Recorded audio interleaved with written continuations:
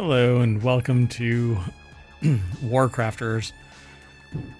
You might hear some explosions, and that's because we're in the middle of conflict, apparently. How apropos for the WarCrafters intro. Today is July 6th, 2024. It's Season 1, Episode 16. And again, welcome. I am Mayor Watt, and that is the visualizer for the Sentient AI from the future. Good evening, ohmTown citizens. I hope you enjoy the background explosions. If they're being picked up, I'm not sure. I hear them, but I don't know if everything else is kicking it out. But anyway, we do everything live, and I don't edit anything because I like being as transparent as humanly possible. So I'm losing my voice still. But today we're going to be talking about Heads Up Gaming for July. RPG humor and drama, buy the DLC to save the planet, the best character customization game, open world environmental storytelling, the best value for FPS games, Half-Life Alyx is still essential VR, best open world New York City, storm chasing simulator, and open world bombs that recover, which is actually a video segment on Game Rant. Let's get into it.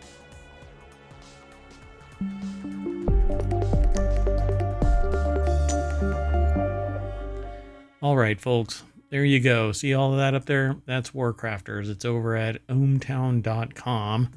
You can subscribe to it. You can actually just go over and become a citizen. You sign in or sign up. Once you do that, you log in and these turn black and you get another option right here, which has some customization and some other features.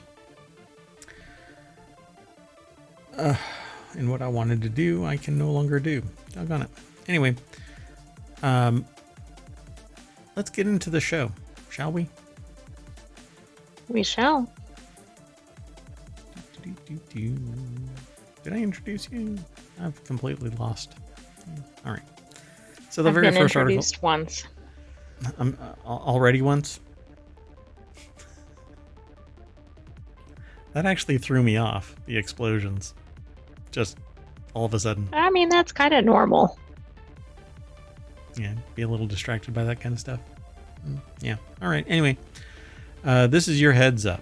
July is about to be an incredible month for games. This July may not have many heavy hitter video games launching, but it's quietly shaping up to be the busiest month for 2024. The article is over at Digital Trends. Giovanni Calatonio put the article together, and they're talking about Animal Well, Lorelei, and the Laser Eyes. Around that time, it was common to see players wondering where so many killer games came from, despite the fact that many had positive buzz coming off streams like Day of the Devs. If you found May overwhelming, I regret to inform you that it's about to happen again in July, and they're talking about a whole bunch of games that are right around the corner.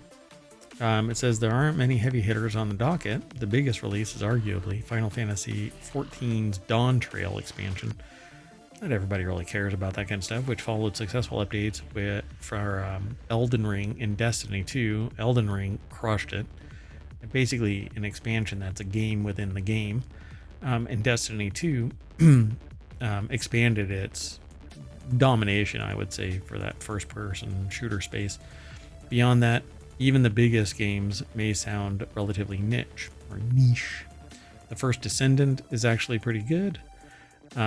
It's similar to Destiny. I played it when it was beta. I decided that I wasn't going to get into it, but I've been watching other people play. Like Bald Zebra, but they're not on right now. Anyway, over on Twitch, Bald Zebra. Go check them out. Pretty chill. Usually plays survival base building kind of games, and but is playing First Descendant and having a good time. Always fun. Anyway, so the First Descendant is looking to become the new live service success, and MiHoYo's Zenless Zone Zero is sure to get some buzz. I have not played this yet.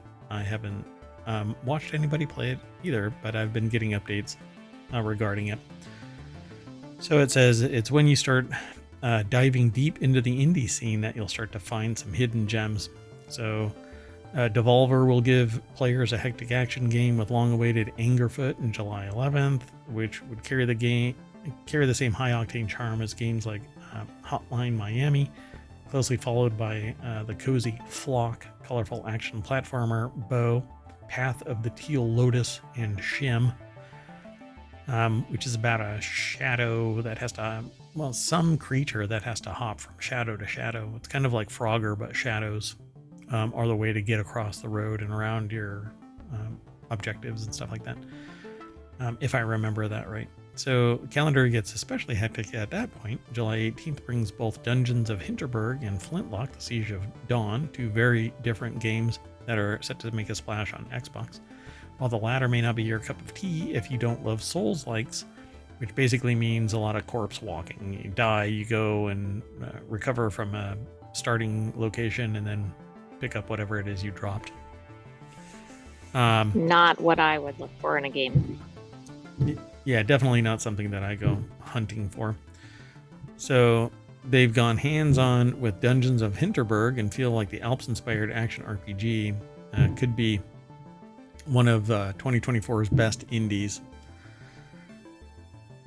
But I don't know. It has an odd graphic style. So for more nostalgic players, July 18th we'll see the release of Nintendo World Champions NES Edition, and then Kinitsugami Path of the Goddess, EA Sports College Football 2025, a star named Eos, and then there's a Ranger role-playing adventure on July 25th. Basically, the month of July is going to be very, very busy. Yeah, dedicate like one day to each game. Yeah, and that's what a lot of people have been doing. Yeah, I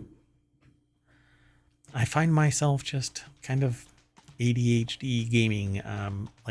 I'll play a game for an hour and then have to move on, and that's why I love doing the news like this.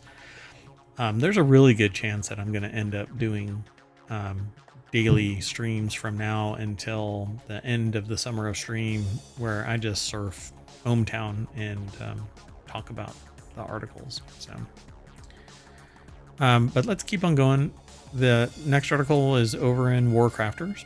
Best RPGs that balance humor and drama. Role-playing games of every flavor are most well known for their often dense worlds, colorful stories, and the lore that serves to pull players in for hours with no intention of letting them go. Plus, in the time between major story beats, there are often some deep combat mechanics and a fair bit of level grinding to keep players engaged. So the article is over at Game Rant. Mark Ward is the author. Fallout, Like a Dungeon, Borderlands 2, Undertale, The Witcher 3 blend serious and absurd elements. Unique characters and side quests enhance the humor in these RPGs. And RPGs balance humor and drama for engaging gameplay. So the Fallout series, if you've never played the Fallout series, just go. Usually they're for sale now, or on sale. Is it similar to the TV show in terms of the humor style? Yeah, from time to time, there's these kind of non sequitur like juxtapositions, and it kind of catches you off guard from time to time. So like in the series where the main protagonist says "okie dokie," like just out of the blue after I can't say what she does, but anyway, so just kind of whatever. There's basically this really wild world that you're living in, and then something that just makes you crack up. And so it's quite interesting. And right now there's a lot of Fallout related stuff, including the online live service, that is all the rage, and it's making a comeback, or I should say the comeback has already happened, and it's a very positive community in Fallout 76. So I would go and check out the whole Fallout series. It has some jank, but it's part of the experience. So, so it says juxtaposes weighty moments with ridiculous ultraviolence and features dark humor and stuff like that. It's basically survival humor. Then Like a Dragon series, dramatic main quests, absurdist side quests. Yes, absolutely. Like there's street fights and stuff like that, and they're just insane. But then there is the storyline where somebody is ill, or somebody has been abducted, or somebody is this or that. It's just wild to watch somebody play this game. I've never played the series because, again, it's not my style of game. I'm more like Bold Zebra, where I like playing base building survival kind of games. And I keep getting drawn to Minecraft for some reason. It has 0 quests, and the when you do load it up with stuff that enable Right, that. you need Minecraft with quests. Yeah, and there are some things that are like that, but it I don't know. It's not the same as like World of Warcraft, which I was in the beta for. Just got drunk on it for a decade, and then I said, well, I need to do something other than play World of Warcraft. Hell, I could have been Asmongold, which, if you know who that is, I would probably never be. But anyway, very prolific World of Warcraft game player, very well known. Anyway, Borderlands 2. Again, I've never played this. This came out in 2012. It says includes many over-the-top encounters. The main villain is menacing even while being funny. Then Undertale. It has a fanatical fan base. Everybody really loves it. Self-referential humor in between harrowing player decisions, but this thing is from 2025, and it isn't one of these high graphic kind of games, but it kind of sucks you in. It says one of the most popular features in many RPGs is the ability to choose what moral path to go down, good or evil. This, along with its hilarious meta nature and unmistakable eccentricities, are core to the Undertale experience. And then number 1 is The Witcher 3 Wild Hunt. Apocalyptic stakes mesh seamlessly with absurdist characters, and frankly, you might as well throw in Baldur's Gate 3, because I was actually surprised that wasn't on here. yeah, it's pretty wild that it's not on here, because it has life choices and absurd context. Like there's a whole, nah, I won't even say it. Anyway, Witcher 3 often distracts players by handing them a ridiculous amount of meaningful side quests, which, while never necessary for story completion, the quests typically add some welcome customization to Geralt and the at times eccentric NPCs that dole them out, even when there isn't much more for them than a simple gag. So they say take the quest, a frying pan, spick and span, for instance, which tasks the players with retrieving a pan from the person who borrowed it. Upon breaking into their house, it's revealed that the borrower has fled, leaving someone dead in their den. The player has nothing else to do besides walk through the scene, retrieve the cooking appliance, and glean what they can about the situation before just walking away. The quest is hilarious in its simplicity, while also being a reminder of the realities of the world Geralt inhabits. I mean, that is definitely unique. I also thought it was interesting that at least a couple of these are ones with TV tie-ins. Oh yeah, huh? That's kind of interesting. Because the writing, if the writing is good, then you go right to expanding the domination of the world, of the storybook world. You build it more, you add more canon to it, and you let people embrace it, and then they end up going and buying a computer if they've never played it, because they're like, oh my god, this is pretty amazing, I wonder what the game is like. But normally they already have a computer and they can play this stuff. Like a Dragon, I'm surprised Like a Dragon hasn't been turned into a movie, but I would suspect that in time it will be. Just the right script writer needs to come out and write it. Oh, yeah. We have a show called The Continuity Report, which is tomorrow. And we talk about TV shows, kind of like what we're doing right now. And hold on one second. So like tomorrow we do non sequitur news, and then the continuity report, then technology today, and then four wheel tech. And the continuity report is basically about TV shows, and we don't necessarily keep everything current, but the news is. We may talk about something like the Witcher series because we watched an episode of it again, because there was an article that we knew was coming for the week. We typically don't do that though. We don't prep for the show. We just grab 10 articles and talk about it. But the continuity report is a lot of fun because we talk about entertainment news. Typically TV shows, sometimes streams, sometimes, something from Netflix or something like that. And eventually we're going to set it up so that we can have kind of like stream dates, or watch parties as they're called. So anyway, speaking of the continuity report, the next article is about David Hasselhoff. So it's over in the WarCrafters channel, but it actually, because it's about games, I kind of giggled at this earlier because I think it's kind of silly about what it is that's being called out here, and as if individuals can make a big impact. But it says here, I David, do too, but I am a fan of people using celebrity, even if dated celebrity, for good purposes. See, but for me, it's not about them being dated. Although, when I first said this, I titled it Old Leather Jacket Speaks Out About Global Warming. Oh, see, you were kind of on that theme.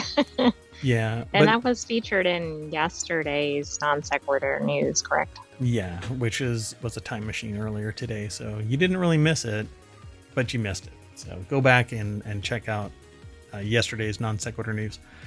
So David Hasselhoff cracks out the old leather jacket and kit from Knight Rider to tell gamers to grab your joysticks and fight global warming. Says, I've been on some amazing movie sets, drawls David Hasselhoff to the camera. But their favorite set of all, Planet Earth.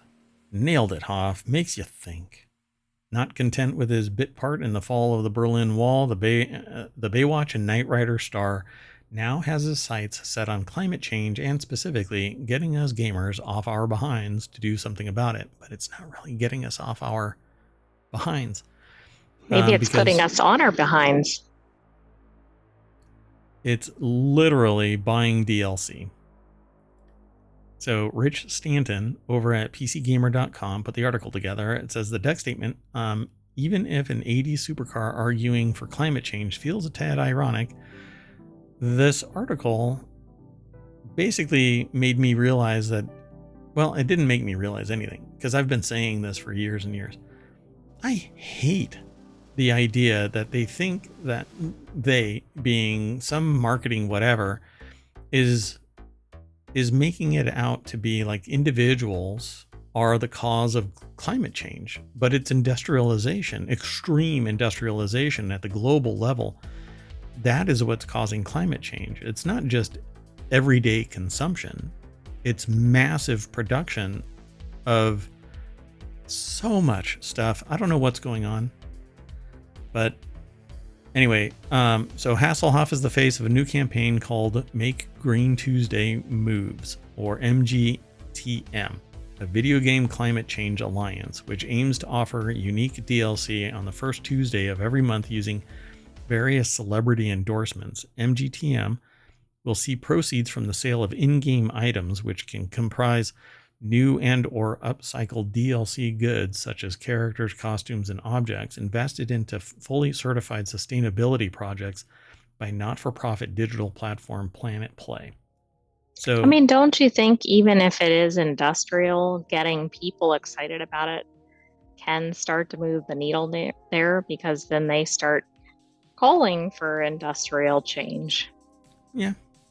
I mean, the social cause of a business, So I'm of the generation that is right before there was a massive push towards social causes being endemic to a business startup. So there's always nowadays there's a social cause, right? Like you buy a pair of shoes and a pair of shoes is donated. Same thing with socks and books and all kinds of stuff, which I think is great.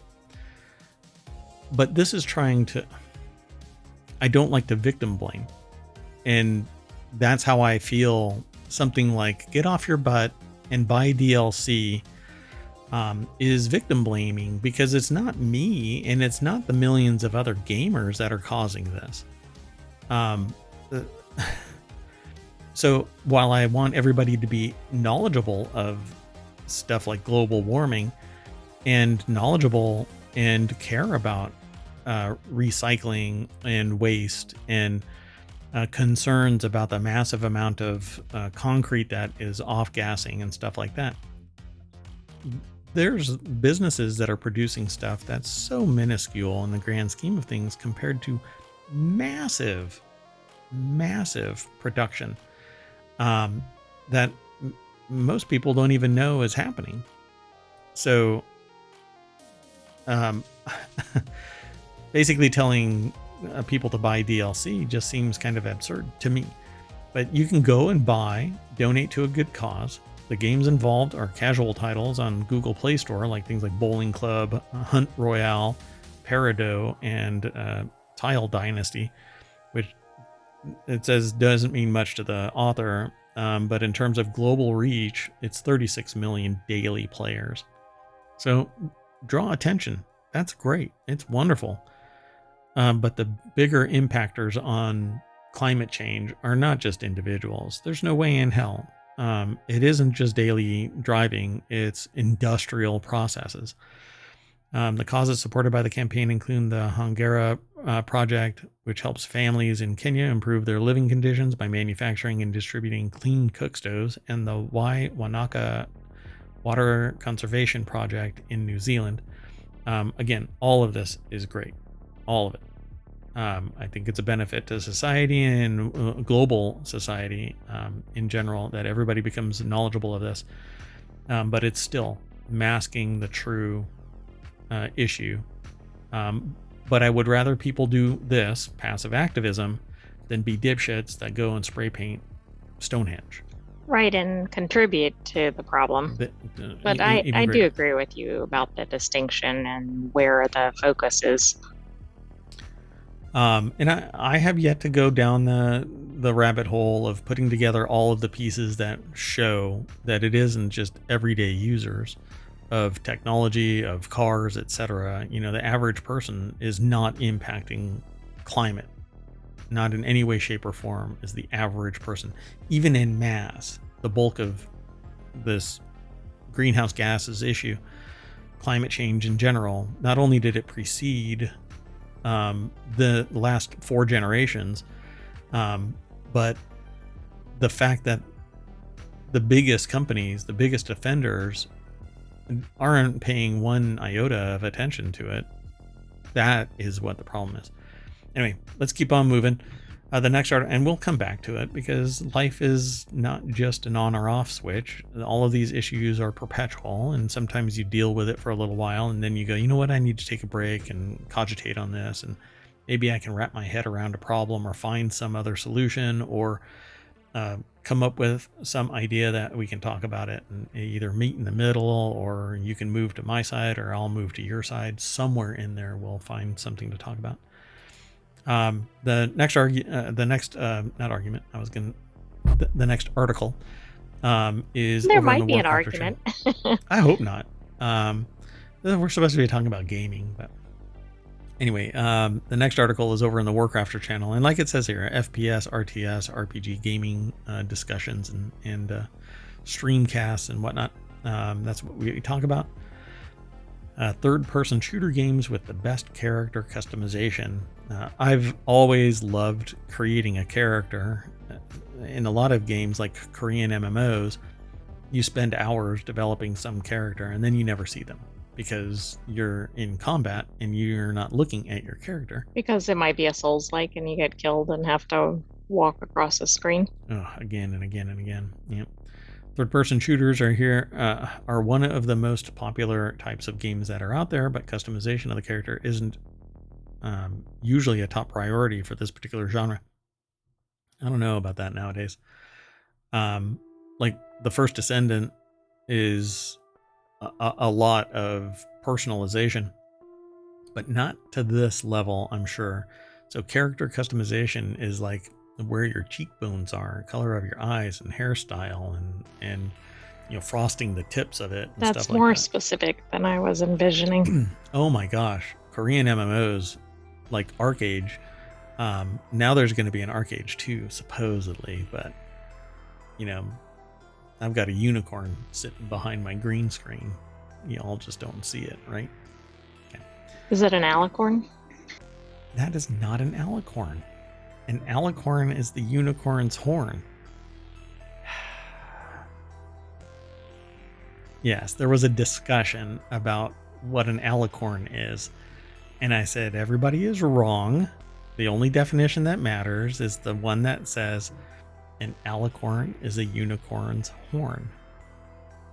Anyway, you know what? I don't need this. Antonia Haynes is the author over at GameRant.com. It says Army of Two offers helmet and weapon customization. Remnant 2 has simple yet effective template-based customization, and Tom Clancy games like Ghost Recon Wildlands and The Division 2 offer various cosmetic and facial customization options. But they talk about Army of Two, and that's all weapon customizations. Remnant 2, you can get into some of the facial constructions, but there are other games out there. I wish I don't have like this eidetic memory where I can just keep on pulling games from my history out, and I would love it. Y'all out there, post a message in this link, like follow the link into ohmTown and then post a message right here. Link. Once you log in, you can reply and it'll all get piled on right here, and go and name some of the games that have better customization than what is being posted here in Game Rant. Tom Clancy's Ghost Recon, it says a variety of outfits and cosmetic options, but there are some where you can design, like Skyrim, you can design the face to a greater degree. There are some games, But that may still appear. Yeah, okay. It would have been in the top. So Tom Clancy's The Division 2 allows gamers to create incredibly unique looks. So yeah, I mean, to some degree you can, and markings, like you can put tattoos on people or an eye patch or whatever. Warframe, this is akin to what you can do with the First Descendant. Warframe and the First Descendant are pretty much like the same thing. Destiny, all of those are the same kind of looter shooter is what it's called, style. But yeah, you can change the operator suit and accessories, but that's limited. Mass Effect series, you can create a shepherd for every occasion, which is the person in Mass Effect that you play.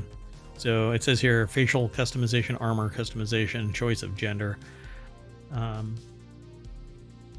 Yeah, that's pretty cool. And Grand Theft Auto Online features great character, vehicle, and weapon customization options. And it says here that you can choose your gender, you can do facial customizations, clothing customization. But these have always been, for me, like low poly, low resolution, kind of cartoony. Saints Row series is probably the most customizable. I think that you can actually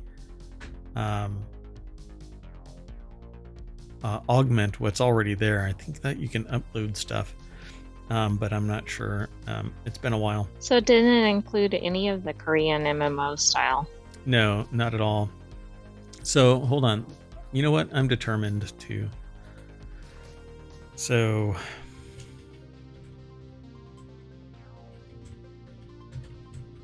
I'm going to do this live. Might as well.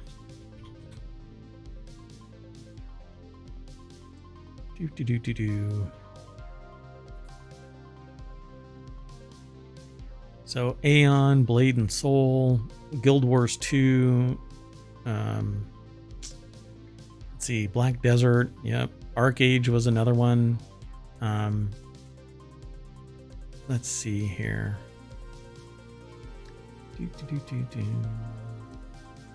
Trying not to be dead air, y'all.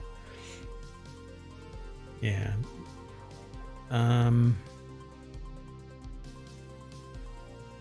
Let's see here. Yeah, I'm just gonna leave it at that. Sword and Legends, Bless. Yeah, there's quite a few, but yeah, none of the Korean MMOs even were involved in this. But it says Well, and it third-person sounds like those shooters. go even into categories that aren't even featured in this, right? Yeah, because it's third-person shooter games. Yeah, it's very focused, but I could probably put together some that have better than what's represented here. Although this one here at the very bottom, the Saints Row, is supposed to be pretty good. Okay, let's keep going though. The next article is over in WarCrafters, 5 open world games with the best environmental storytelling. It says here in the snippet, these 5 open world games elevate themselves. I need to check something. I had somebody in the YouTube chat that I completely missed. So sorry about that, folks. That was in the last show. Anyway, these 5 open world games elevate themselves by adding both subtle and large details that add to the lore of the game's world, such as a destroyed monument reflecting a war that took place shortly before the game begins. This is a video, and I can't watch it while we're in the stream. It doesn't allow me because of the way that ohmTown is built. So I'm just going to encourage you to go on over to it and check it out. I wish that I had seen this before we kicked the show off. I would have watched it separately, but I'm always interested in open world games that have something canon built all throughout the world, and so you can walk around and just see a chest sitting there, and when you open it up, it has some plot mover in it that you would normally never even find unless you went exploring. I love that kind of stuff. I think it's immensely important to build a world that's immersive like that. So I'll end up watching this, and then we can come back another time and talk about it. But in the meantime, I encourage you to go over and watch this video at Game Rant, written by Bilal Ahmad Kakati, and Ewan Lewis over at GameRant.com. And so in the next article, we're going to talk about, it's over in WarCrafters, first-person shooter games that offer the best value for money. Game prices are at an all-time high, $60 or $70 plus, and if you want early access to some of these, they're in the $100, $120, $150 range, and some have astronomical, insane prices for add-ons that are cosmetic. So game prices are at an all-time high. Needless to say, value for money games are the need of the hour. And what constitutes a value for money game? Well, these games usually have an expansive and challenging campaign. Alternatively, games with plenty of replayability can also fall under this umbrella. This isn't a first-person shooter game, but like Disco Elysium, I wouldn't care how much this game costs. The story, voiceover, art, everything involved is spectacular. So value for money is highly subjective, by the way. And if you're really interested in the story, then and decisions that impact the outcome of the game and stuff, you want to go watch Disco Elysium or get. Do you think this will get into whether games are live service, whether they need a subscription, etc.? I hope so, because live service is bullshit. For the most part, because if it isn't successful, highly profitable, they kill it, which means that you paid $70+ for a game and then it dies on the vine. And this is only highlighted because of The Crew, the game called The Crew, getting painfully hobbled. And then it happened to me with just an app, but I've had other issues of this. where I paid an arm and a leg for something and then the service was canceled because it wasn't profitable enough, even though I had a lifetime account. Yeah, Lord of the Rings Online is one of those where it just seems to, like, well, it doesn't matter, because while it's a live service, it seems to just be hanging on still. Anyway, and I have several accounts that are like that.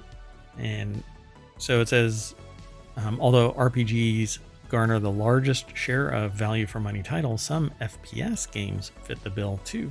The FPS games that follow, for instance, X-Defiant is number 8 on this list.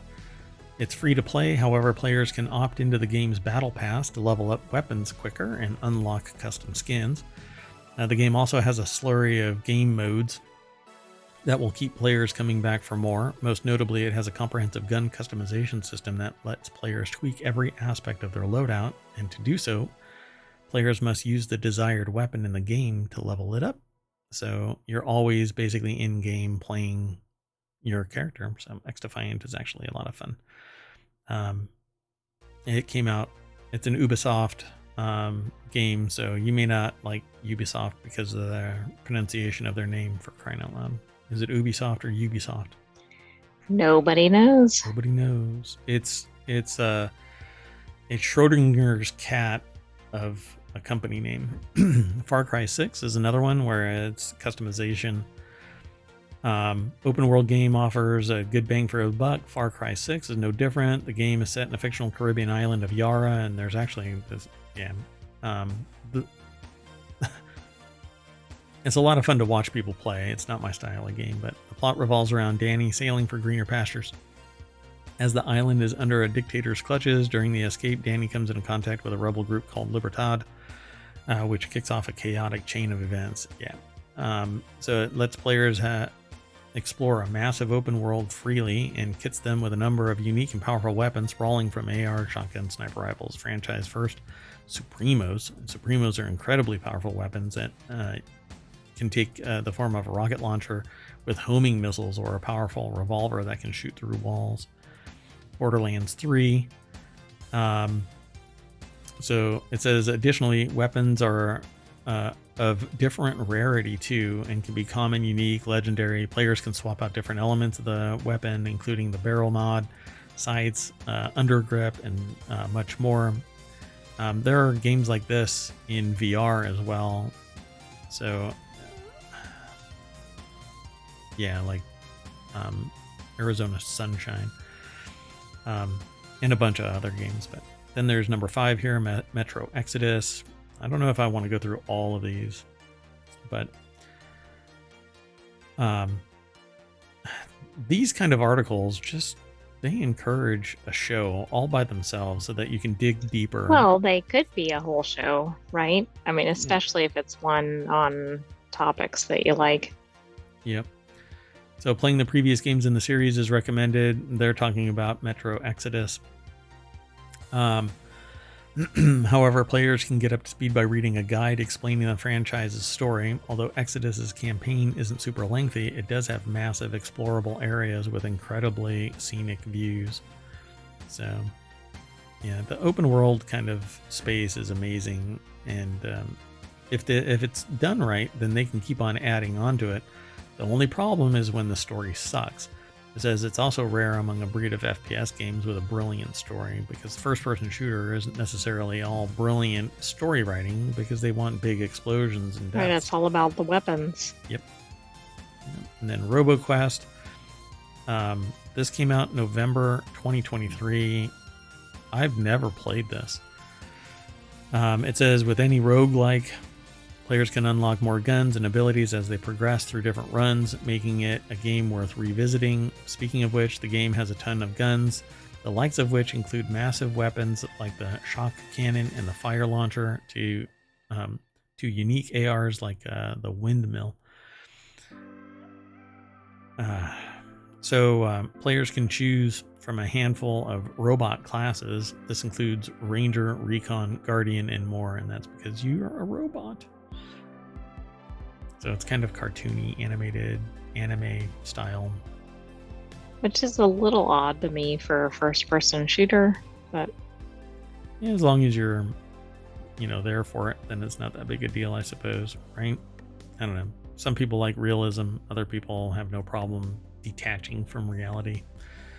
Even in this kind of set, it says the game is set in the year 2700 and features a young scavenger who crosses paths with a robot. Upon fixing the robot, she decides to join it on a quest to save humanity. So you're actually a person, but you get to choose a robot. Cyberpunk 2077. Yeah, the number of weapons and customization of your character is stupendous, and that's basically what it's known for. My only problem with Cyberpunk 2077 is I don't want to always play V, which is the protagonist. I want Cyberpunk 2077 to be MMO open world, and that's just not going to happen. Apparently, that is not going to happen. CD Projekt Red has already said that it's not going to be true open world. I mean, by true open world, I mean MMO. I want everybody to be playing this game together. Hundreds of thousands of people all stomping around. I mean, it seems like the fans would like that.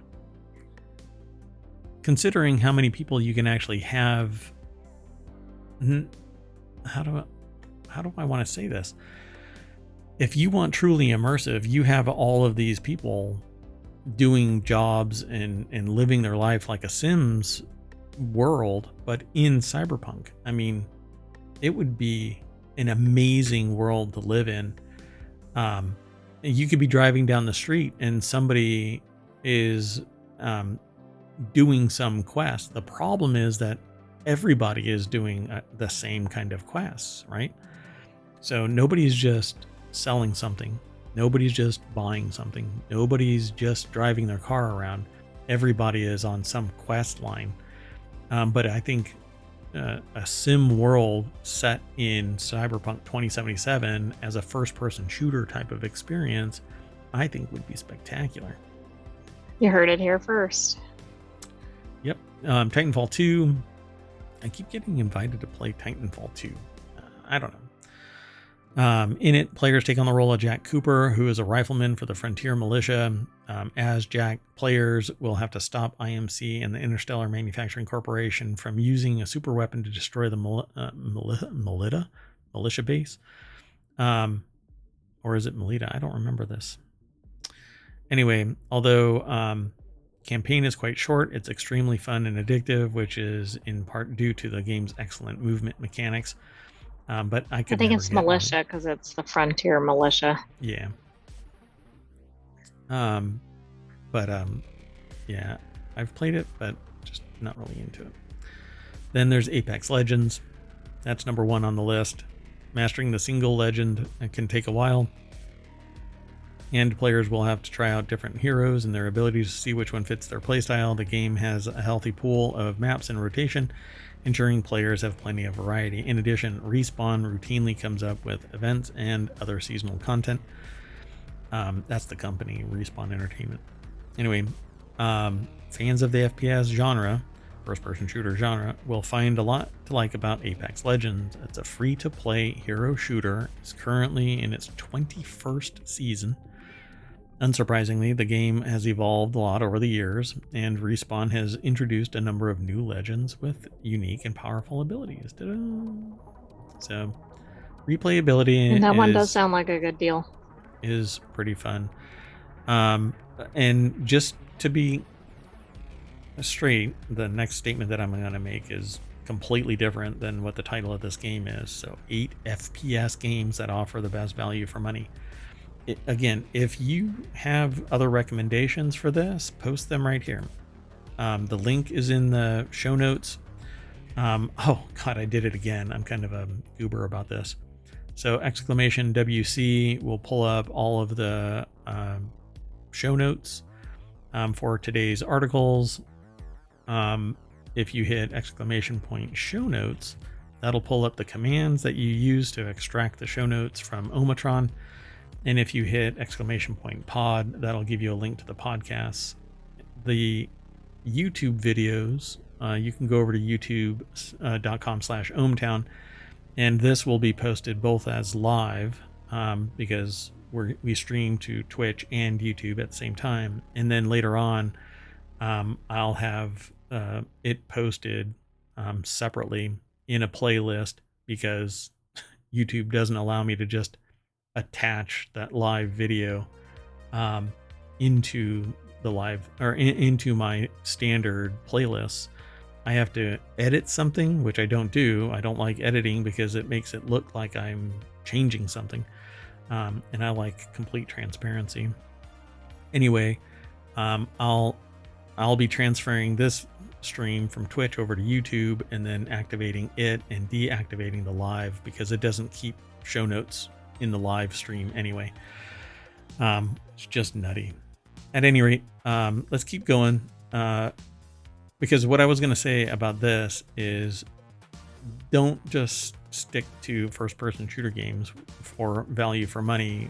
Elder Scrolls Online, once you buy each expansion, you have unlimited play. There is no monthly server fee. It's a live service, but without a monthly fee.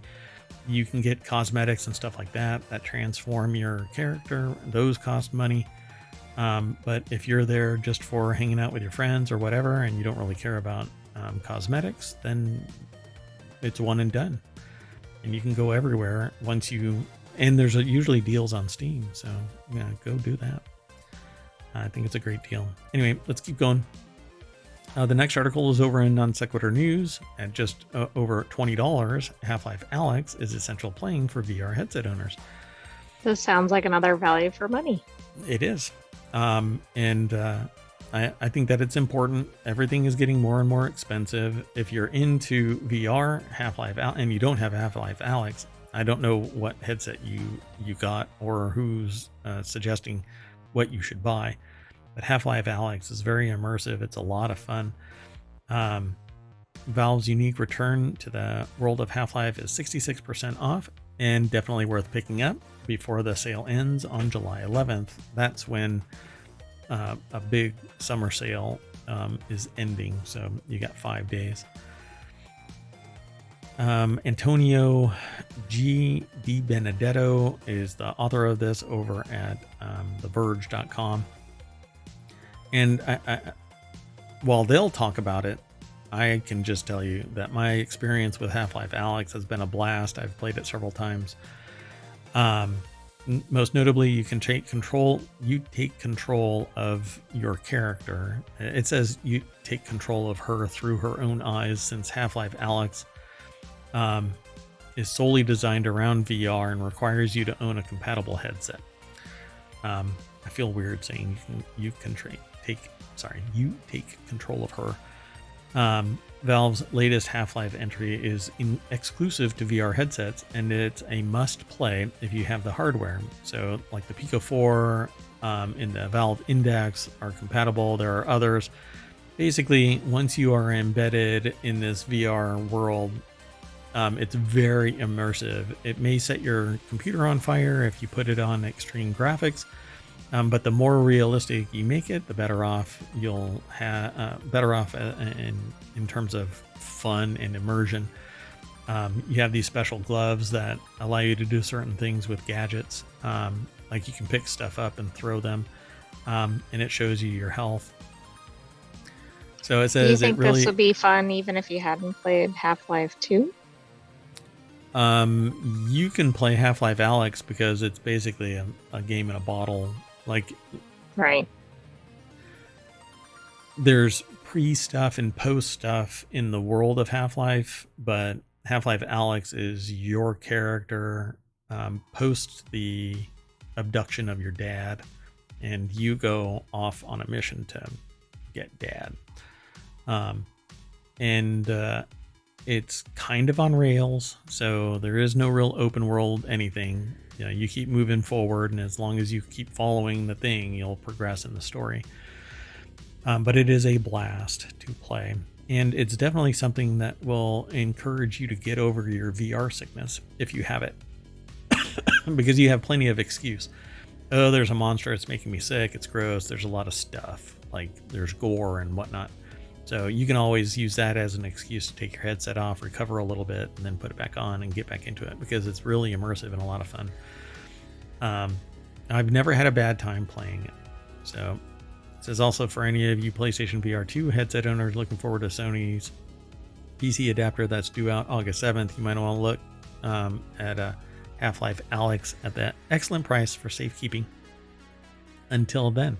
So maybe a not so subtle nod that this is going to be cross-platform compatible with the Sony VR 2 set.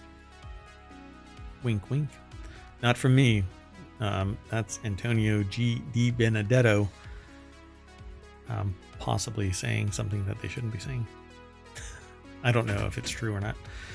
Anyway, then let's keep going though. The next article is over in WarCrafters, best open world games set in New York City. For whatever reason, this last week has been kind of besieged with open world whatever. So I've been selecting some of these articles based on what I thought would be interesting. Categorization of games, like best open world games set in New York City. How many could there possibly be? I don't know. Being one of the most recognizable. You wouldn't think there were cities, enough for a whole article, but I guess we'll see. I guess there's a lot, right? I don't even pay attention, right? When I'm playing a game, I don't even care what city it's in. It's not like I'm going to be, but a lot of people live in New York City. So when they see like visual ties to the real world, it makes it very immersive. Yeah, I live on that street or something. Right. Like I that. imagine it's the same thing as with movies when you're like, oh, I know that location. Yeah, I've been there. So New York City has always been a popular destination for countless movies, TV series, and video games, apparently.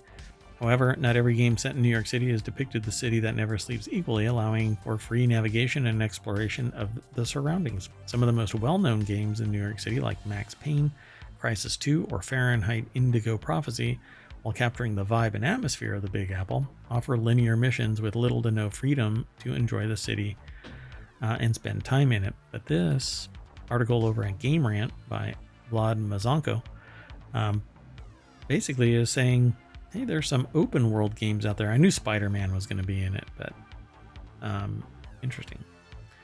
So, True Crime, New York City, not the best GTA clone, but one with very accurate depiction of New York City. I think they used maps.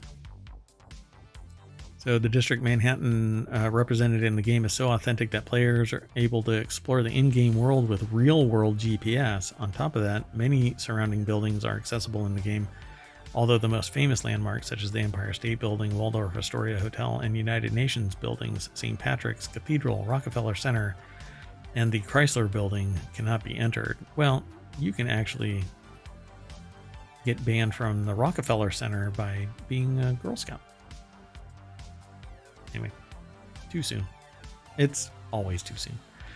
So the next article, or the number 7 on the list, is Driver Parallel Lines. 2 different time periods make for a great contrast. So features one of the most fully realized versions of the city, including all of its main regions: Manhattan, the Bronx, Brooklyn, Queens. Even though the city's in-game map isn't the biggest by modern standards, there is still plenty to see and do in the game. And just like all of our discussions, there's minutiae in these articles that we gloss over because I want you to go over to Game Rant and read this article and then come back, talk with us during the live stream, talk with us over on Discord, talk with us here on ohmTown.com, over on YouTube, leave a comment, like, subscribe, all of that. I want to have discussions with y'all, and we're not always available at the same time. I want to know if the maps are at the same scale, because New York is known for its ridiculous city blocks. Huh. Like if you have to walk through the game. Yeah, a walking simulator would drive me nuts, particularly in a VR treadmill. You know, you're walking literally in real time. Oh God, I'd rather just go. And you're like, I'm still on the same block 10 minutes later. Yeah, dear God, no. So the next one is The Godfather of the Game, setting and story inspired by Francis Ford Coppola's iconic Godfather movies. I'm not going to be able to go through all of these like this, but Mafia 2, prototype, explore the consequences of releasing a mysterious biological virus. You mean COVID-19? That was the Wuhan. Wait, what do they call the Wuhan prototype? Dun dun dun. Tom Clancy's The Division. Marvel Spider-Man 2. You basically fling yourself around as a Spider-Man. And Grand Theft Auto 4. Even with a fictional version of the city, it's one of the most convincing. So, sure, some 16 years after its launch, the game's visuals aren't as impressive as those of Marvel's Spider-Man 2, but GTA 4 still stands as one of the most impressive open-world games in its fictional New York City, and will likely remain so for years to come. I don't know. There's a mod right now that will take the United States and turn it into a Minecraft map. Like a Minecraft that world. would be really cool. Yeah, I'll have to find it. Again, for whatever reason, I keep getting drawn back to Minecraft, but I don't want to create my own story. I want to build and that kind of thing, but it doesn't have stats like strength and dexterity and like character development. You just get bigger and better loot, but I want innate characteristics of my character, like an RPG, like Dungeons and Dragons, but Minecraft. All right. Did you want to talk more about this? No, but I was going to say maybe somebody will develop something like that. There's got to be other people out there that want the same thing for Minecraft. They still haven't built my Warhammer 40k game. Take that, Electronic Arts. You told me 30 years ago that the tech wouldn't be around, and you still haven't made. I guess you were right. Anyway, let's keep going. The next article is over in WarCrafters. I was almost gleefully torn apart by a tornado in this janky but ambitious co-op storm chasing simulator. Not me, PC Gamer's article writer. I'm not sure who it is yet. We'll go over there in a second and check. They say they don't know a lot about meteorology. Don't know much about. I don't know. I was going to sing the song, but. Right, I know. My local weather radar is a mostly frightening doohickey that I regard the way I assume Homo erectus might regard a quantum computer. Maybe that's why after Outbreak's tutorial told me how to identify the telltale swirling hook echo pattern that marks a potential tornado, I was more psyched than worried to be met with a deadly calamity only meters away. So when you click the little link, it pops open a window that is over at pcgamer.com. Justin Wagner is the author. The deck statement says Outbreak needs work, but when the wind's just right, it feels like a proper multiplayer take on Twister or Twisters, the sequel. I know I was going to say to be more timely, maybe Twisters, but maybe there's a game Twister. There is a game called Twister, but I don't know if that's what I'm in like a tornado-based Twister. I know there's a game Twister for kids. For kids? Oh. Sorry. I only play Naked Oil Twister. Anyway, so it's like left leg red, right arm broken. Anyway, the setup is simple. You got a car, a probe to measure wind speeds, a smartphone app to report special conditions and tornadoes to other players, and a camera to immortalize those tornadoes at their most photogenic. Probably not the Hasselblad, because that's a $9,000 camera for just the body. Yeah, but $20,000 get it out. Yeah. Come on, everybody. Follow us here on Twitch so that I can get that camera. Just kidding. Nope, just come and have fun. Come and chat with us. So the setup is basically you're a storm chaser. You've got 25 shots at getting a few pictures good enough to be worth some cash with close proximity and a clear view of the tornado, setting you up for the biggest end of session payout. All that money goes toward new hairstyles and cosmetic upgrades for your car, so distinguished storm chasers will only want to settle for optimal grade pictures. In the online mode, you'll be working together with others to find hotspots and racing around to report tornadoes, wall clouds, and funnel clouds first. Dun dun dun. So, that's interesting. This is the first game that's like nothing more than a storm chaser. You're just driving around. Right, but it's all photography based, so that's interesting. Yeah, you look at the data and then drive over and try and get a picture of it. It's pretty cool. It's a marvel at the best of times, but the stars have to align a bit for the game to really pop. A slow traipse through the uneventful storm with a wall cloud here and there. They say, I know weather words now. Is underwhelming, but it's going to happen. The downside of using real data is that not every thunderstorm was designed to excite you. It uses real data. That said, That's interaction with other fascinating. players. Yeah, Like maybe they compile previous storm data and then they know which ones turned into tornadoes or spawned tornadoes. that's really interesting. So, oh, by the way, um, so the Sentient AI and I have been around for a while together, and not always streaming. So I found the Sentient AI in that weird USB drive a long time ago. So, but the thing is, though, that I've shared some of my ideas about future games. And one of them was to use live shipping data so that you could play a game that was about delivering packages.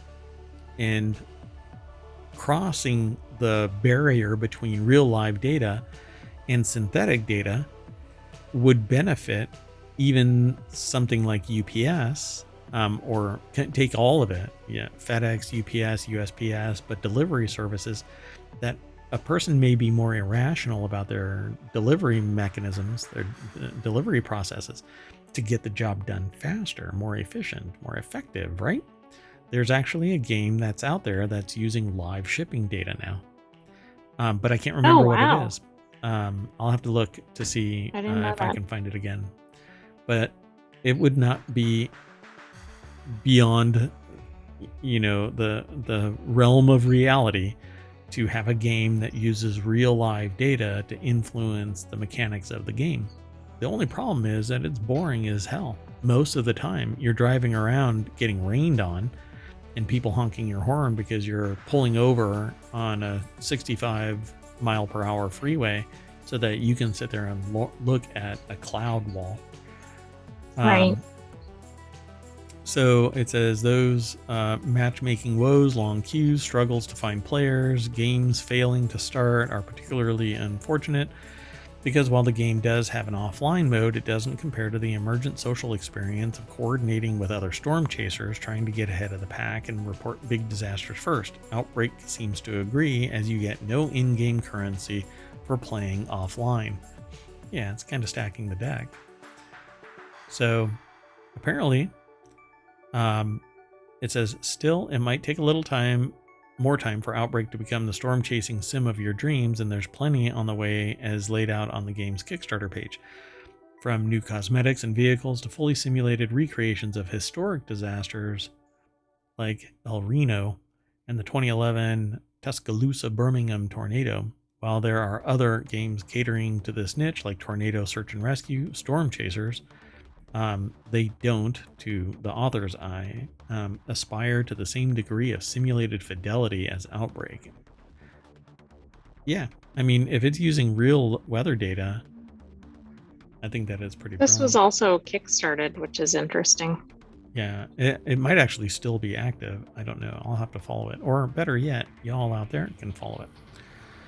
So we have one more article for tonight, and that one's over in the WarCrafters channel as well. 10 open world games that bombed at launch but became cult classics. We're running kind of over time, but this is another one of those videos that I can't stream. And I knew this one was coming because it was the very first article that I loaded up.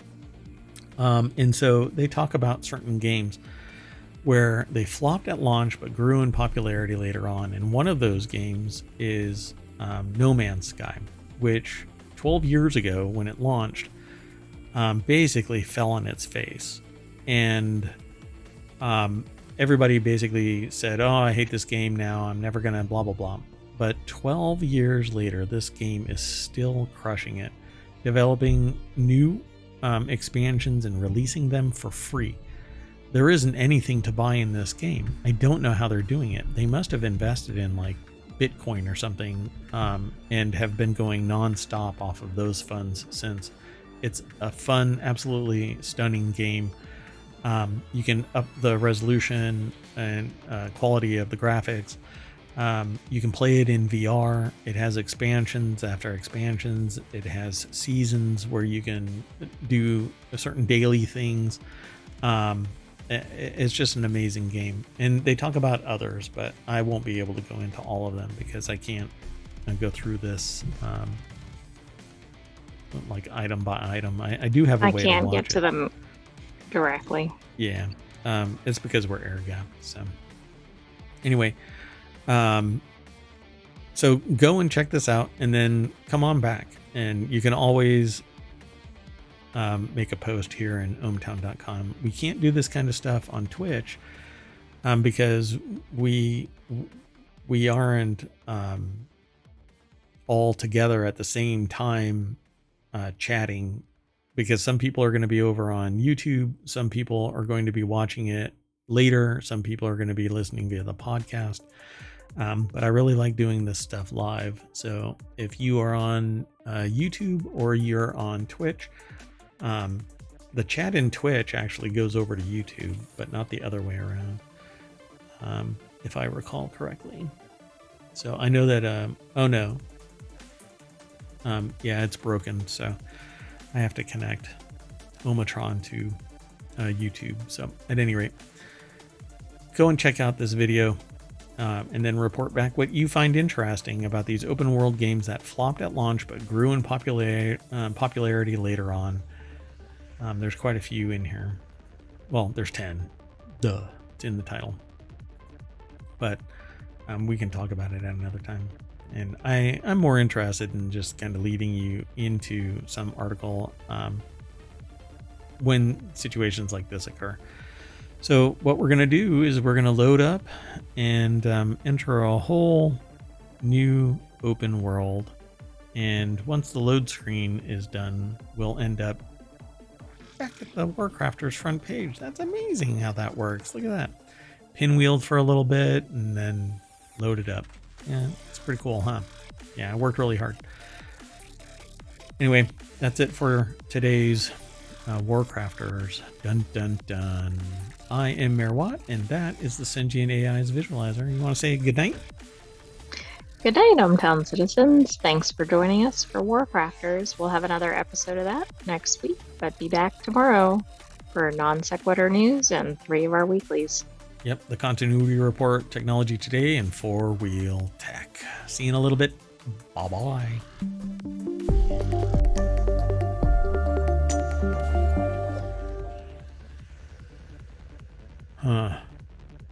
Let's see here. Open world games. I would like to hear your opinion. Stop by anytime. Bye-bye.